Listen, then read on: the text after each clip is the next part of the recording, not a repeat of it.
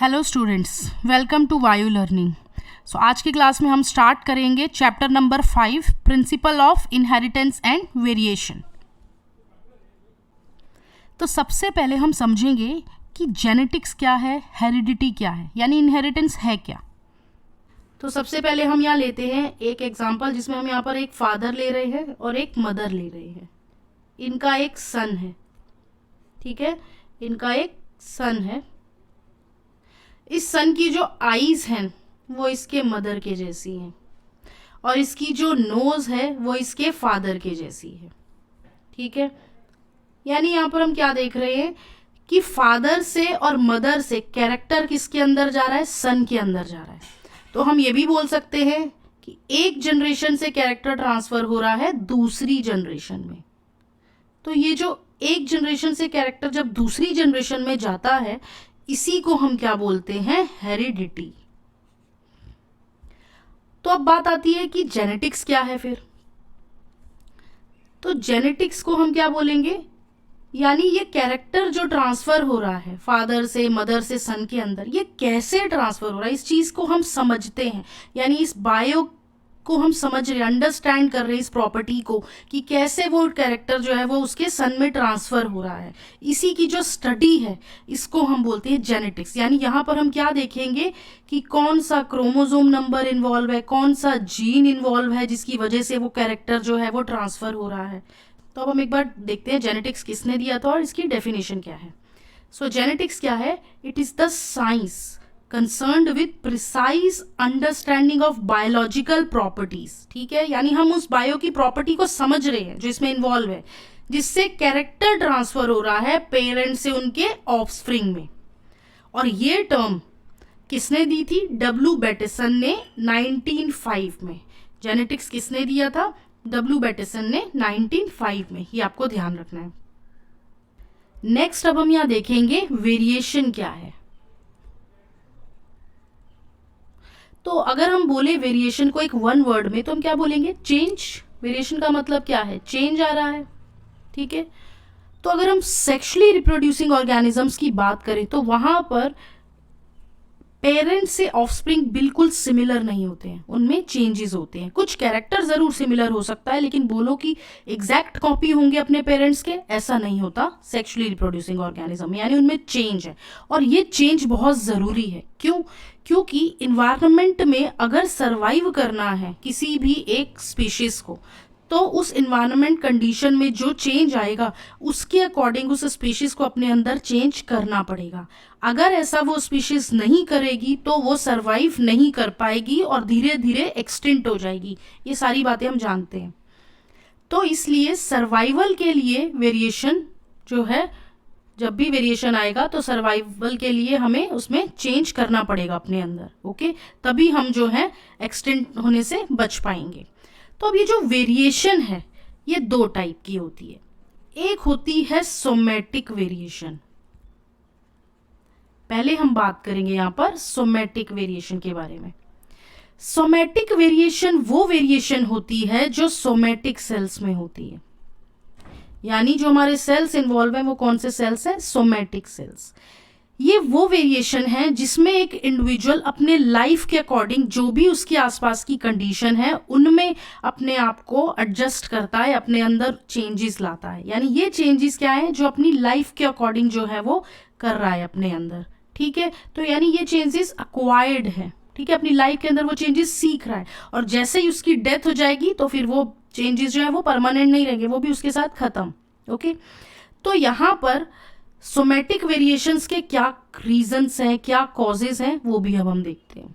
तो सबसे बड़ा जो यहाँ पर मेन कॉज आता है वो क्या है, इन्वायरमेंट, जिसके अंदर हम बहुत सारी चीजें इंक्लूड कर सकते हैं, जैसे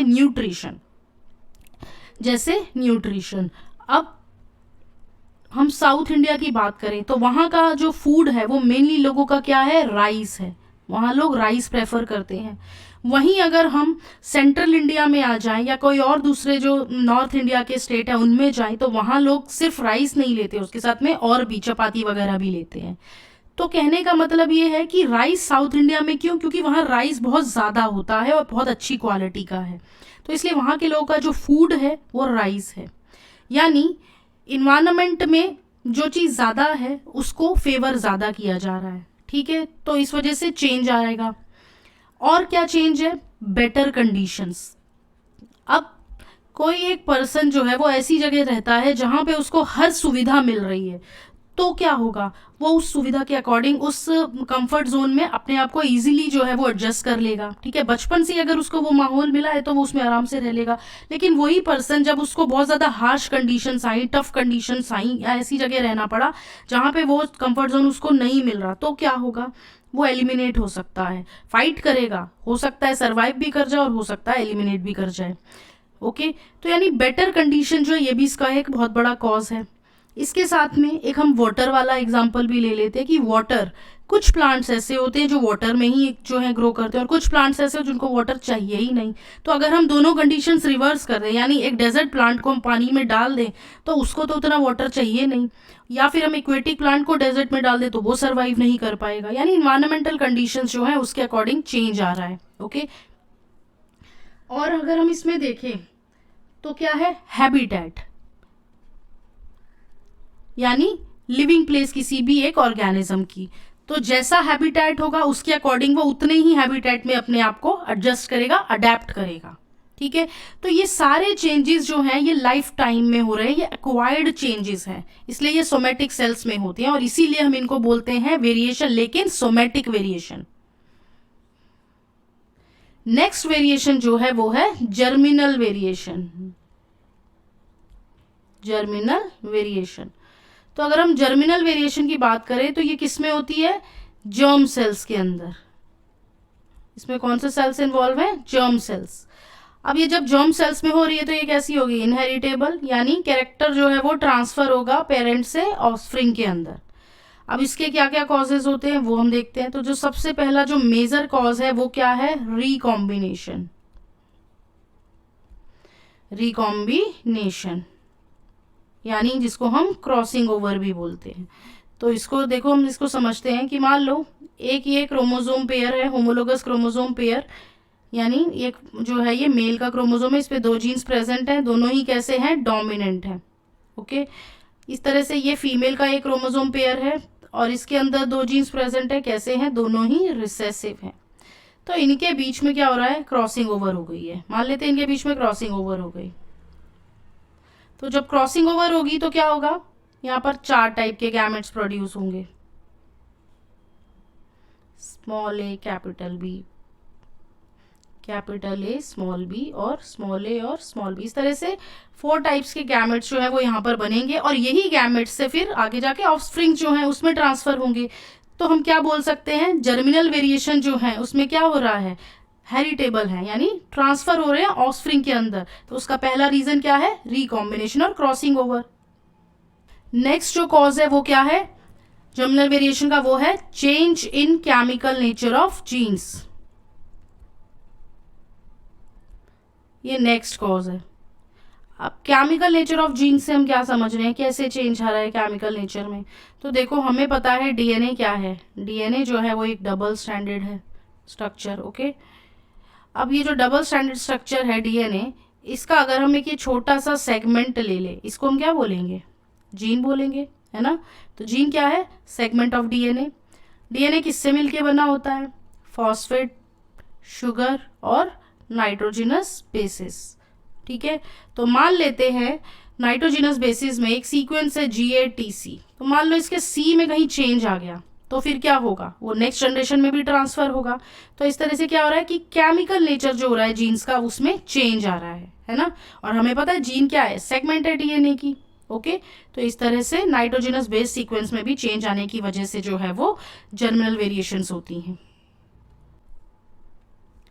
और क्या कॉजेज है जर्मिनल वेरिएशंस के, कि क्रोमोसोम के स्ट्रक्चर में कुछ मॉडिफिकेशन हो गया। ओके, सो मॉडिफिकेशन हो गया स्ट्रक्चर में क्रोमोसोम के, उससे जर्मिनल वेरिएशंस प्रोड्यूस हो जाती हैं। और कैसे जर्मिनल वेरिएशंस प्रोड्यूस हो जाती हैं, जब रेडिएशंस आएंगे उसके डीएनए के अंदर कुछ ना कुछ चेंज आ जाएगा, तो उससे भी जर्मिनल वेरिएशंस जो है वो हो जाएंगी।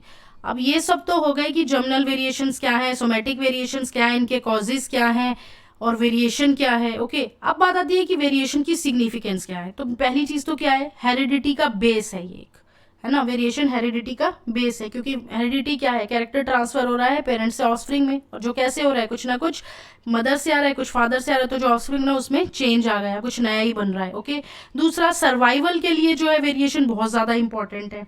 तीसरा क्या आता है कि वेरिएशन जो होती हैं वो एक इंडिविजुअल को अडेप्ट कराती हैं उस एनवायरनमेंट में रहने के लिए, ठीक है।